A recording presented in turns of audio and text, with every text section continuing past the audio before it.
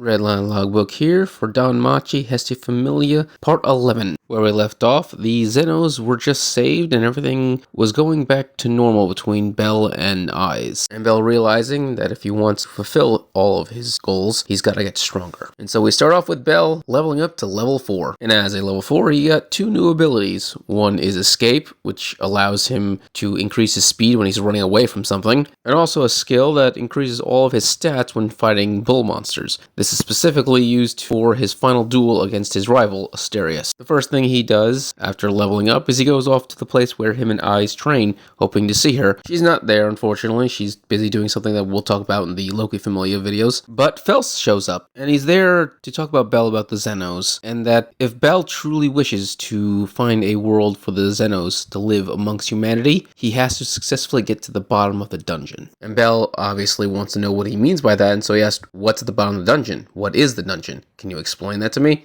Fels refuses. He either does not know, or he was informed, but he can't say anything. Because the mystery of the dungeon is a secret only the gods know, and no mortal is allowed to know it. Fels is technically an undead immortal, so maybe he was able to receive that information, but most likely even he doesn't know. He just is retelling Bell what Oranos told him, which is, get to the bottom of the dungeon. This will help wean in the others. While this is going on, Hestia is currently at another meeting of the gods. And obviously, she has 2 Familia members who leveled up, so that means 2 people get names, Welf and Bell. The gods decide immediately on what Welf is going to be, because everyone already decided what it was going to be, Ignant. Because of his passionate love for Hephaestus burns just that brightly. Yeah, they all did that just to screw with Hephaestus. And they also decided to finally change Bell's name. He's no longer the little rookie. That doesn't fit someone who's a level 4. So, they give him the name Rabbit's Foot, which represents the fact that he looks like a rabbit with the white hair and red eyes, but also the foot because he's fast. Bell is one of the fastest adventurers in Aurorio. After the meeting, Hestia and Hephaestus decide to have lunch together, and Hephaestus warns Hestia what's going to happen. Now that Bell's level 4, their Familia will be upgraded to a D rank Familia, which means they won't just have to pay higher taxes, they will also now have to go on expeditions. You see, the guild has 2 major goals when it comes to Aurorio. 1, get to the bottom of the dungeon, and 2, defeat the 3 great quests. And so, in this case, we're talking about getting deeper into the dungeon. Now, they don't expect the Hestia Familia to immediately go to the bottom, because no one's done that yet, obviously, not even the Zeus and Hera Familias.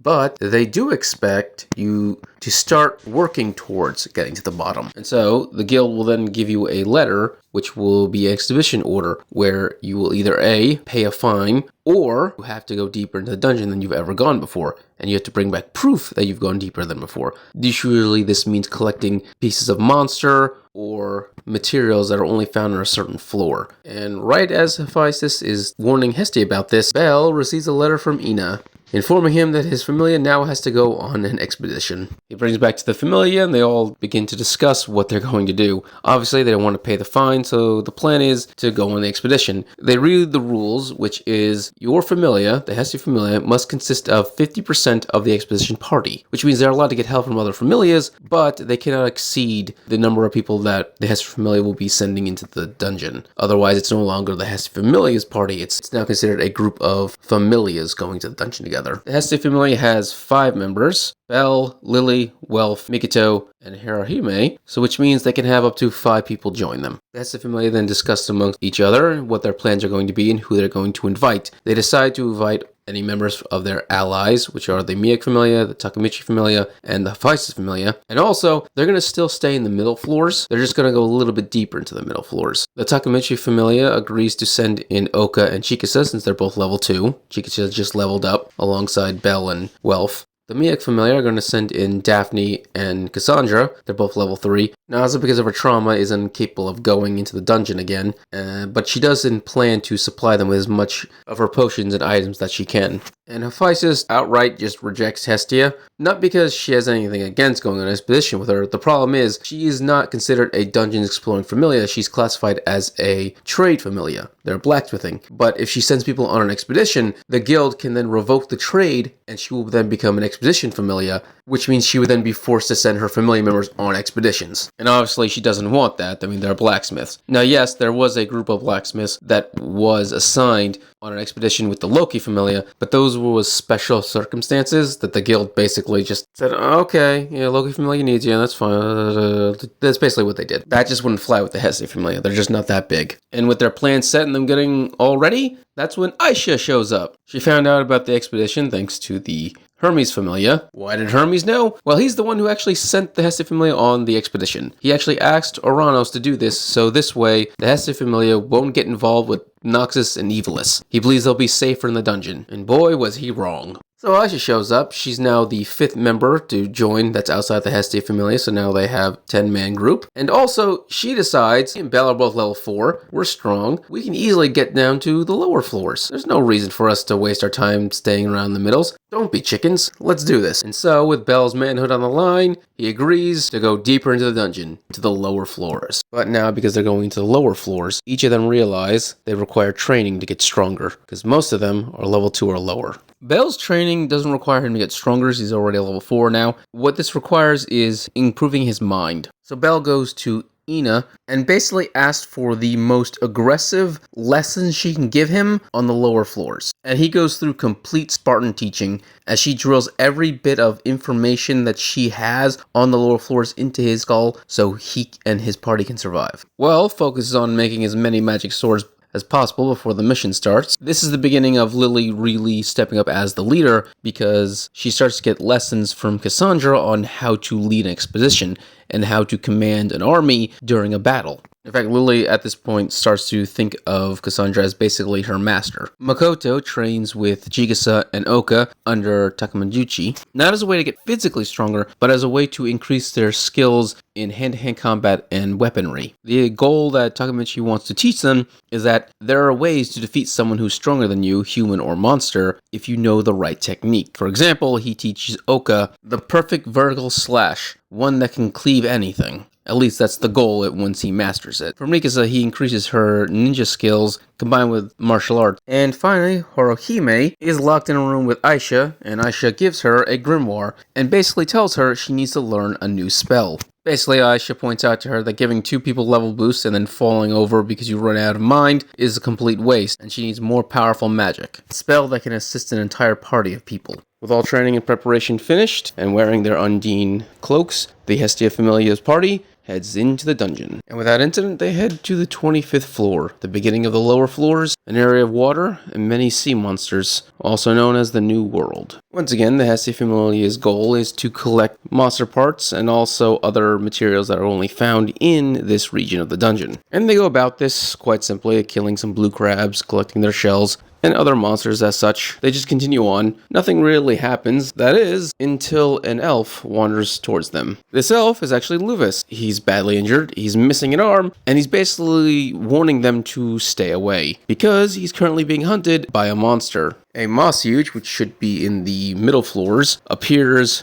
in front of them, but this moss huge is somewhat mutated. It's not just larger and stronger, it's also covered in wooden vines, which isn't normal for a moss huge. It's also somewhat intelligent, because the first thing it does is it crushes Luvis' arm right in front of all of them to instill fear. Belle then engages with the moss huge, and while fighting him, Belle gets the same feeling he had when he was first fighting the Minotaur when he's a level 1. Basically indicating that this is a monster on the verge of becoming a Xeno. It just needs to die and be resurrected a couple more times. While Cassandra is healing Luvis, he's then able to yell out to Belle to stay back and to avoid the attack, but it's too late. Something else that a mouse suit shouldn't be able to do, it shoots seeds out of its body and launches at all the Avengers. Most are able to take cover because of Luvis's warning, but Chikasa ends up getting hit in the shoulder. The Masuj then disappears back into the dungeon, and Chikasa's wound now starts to sprout vines. The same vines are all over Luvis's body. It's impossible to remove the vines, and when you try to heal someone that is taking some damage, the vines seem to grow faster. The reason for this is because the vines are absorbing the person's life force, so when you try to revive their energy, that energy then is absorbed by the plant. Luvis then explains to them what was happening, that they were attacked by this moss huge out of nowhere, infected all of his family members with these vines, and as a desperate act, he used himself as bait so the rest of his family could get away. He explains how the moss huge is actually very smart, and it actually waited and ambushed them so it could steal their magic stones. and that's specifically what it's after, is the magic stones. So that's when everyone turns to Cassandra for a plan, and she informs them they have two options. They can either go to the Silver Saint up on the surface and have her remove the vines, or kill the Moss Huge, in which case would destroy all the vines as well. They determined it would take too long to get to the surface, and by then Chikasa might even be dead. Also, Lewis is begging them to save his friends, so they have even more of an incentive to go after the Moss Huge. They go hunting till they find the Moss Huge, and all three of Lewis's friends badly injured. In fact, even the girl's missing her leg. Basically, he's using them as hostages. The stronger members of the Familia charge in to kill the Moss Huge, while the weaker ones stay in the back. Unfortunately, when Belle attacks the Moss Huge, it's just a pile of moss. It's not the monster itself. It was a trick. And the real Moss Huge appears behind the weak members of the Familia, and he's about to cut them down. That's when Belle charges a 1-second Argonaut into his foot, which allows him to accelerate at high speeds, and then stop the Moss Huge from killing his friends. Belle and the Moss Huge then have their second fight, where Belle this time uses his magic, and it's extremely effective. Fire burns the Moss Huge quite well. Unfortunately, the Moss Huge realizes it's in a bad spot with Belle, and decides to send its vines under the ground and grab Belle from below. While holding on to Belle, he then jumps into the water and starts swimming. He swims all the way up to the point where he gets to the waterfall, then releases Belle, and Belle just goes right off the edge, falls all the way to the bottom of the waterfall on the floor 27. Belle survives his fall, but is heavily injured, and now alone. As for everyone else, they are now missing their strongest member, while having to carry around a bunch of injured elves and Chikasa. As soon as Belle gets up out of the water, he's then immediately attacked by a bunch of monsters. One of the first monsters that attack him are mermaids. The way they fight is by singing a song, which charms you, and then you wander into the water and then they drown you. Belle covers his ears as quickly as possible, but it's too late. He heard their song,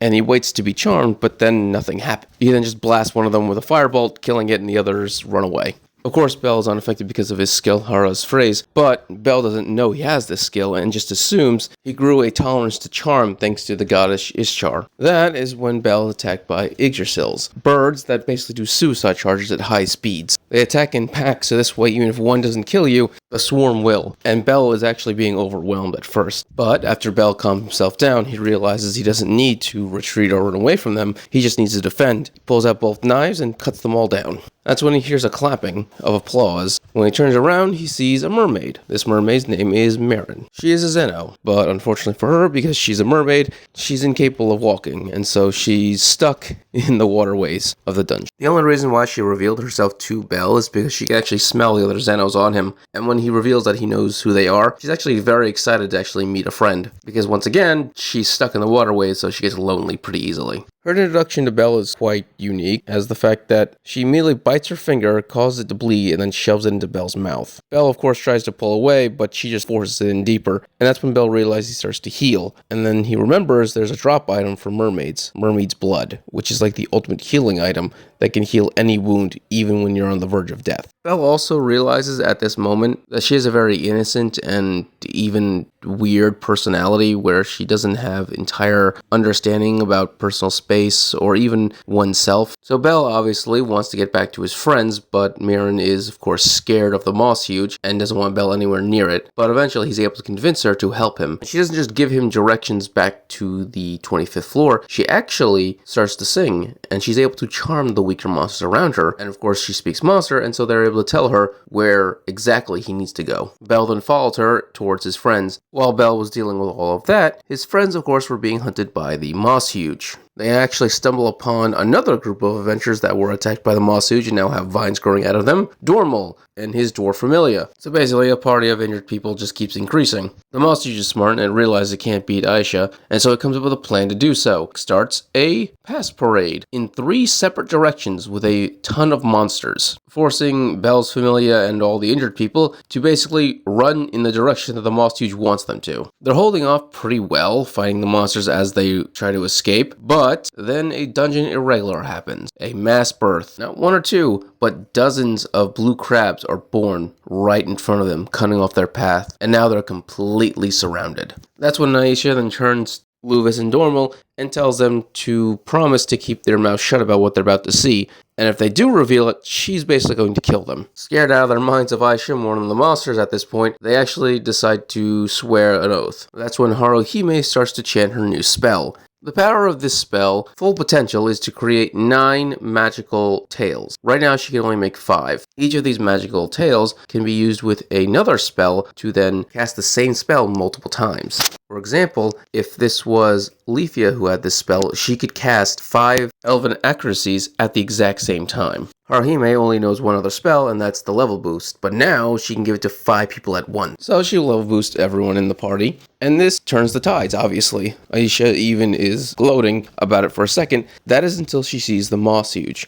And she realized the past parade was not its plan all along. Its plan was to have them kill as many monsters as possible while it trailed behind, ripping out and eating their magic stones. That's when the Moss Huge mutates even further. It gets larger, stronger. Its mouth becomes this hideous tendril with teeth. Just like before, when it realized that Belle was the biggest threat and got rid of him, it immediately goes after Aisha. Their fight seems pretty much a stalemate, that is, until its mouth extends out of nowhere and takes a massive gash out of her shoulder. Not just that, but in the process, it also implanted a seed in her shoulder, and now the vines that zap your strength are now growing out of her. So with Aisha defeated and the rest of them now being swarmed by more and more monsters, it's basically it. Lewis and Dormal aren't stupid. They realize the situation they're in, and they decide to sacrifice themselves. They turn to Lily and basically tell them they need to get to the surface so they can warn the guild about the Moss Huge so they can send in a party to kill it. And those two and their familiars will stall for as much time as possible. Lily then starts to think about this, and that's when a thought in the back of her head starts to nag at her. Her old self before she met Belle starts to tell her to do it. They're unnecessary, they're unneeded, they're not part of the Familia. Just give up their lives so you can save yours. So yeah, Lily still has that part of her personality, she just pushed it back to the back of her skull. But even though it's there, she refuses to indulge in it. She declares out loud to everyone that Belle would not abandon them, and she is his supporter. That's when Haruhime then hears a voice. She then points in the direction, and there is Belle, running at full speed, screaming Lily's name as loud as he can over and over again. Belle has a fully charged Argonaut in hand, and because Lily's known Belle the longest, she then immediately realizes what he has planned, grabs one of Welf's magic swords, stabs the ground with it, creates a massive hole, orders everyone to jump inside, and then they cover the hole with one of the cloaks made from the Black Goliath skin. She even orders Aisha to hide somewhere safe. And that's when Belle fires a fully charged Argonaut firebolt at all of the monsters and the Moss Huge, and they are completely roasted alive. The Moss Huge takes the brunt of the attack and is smashed through the wall into another part of the dungeon.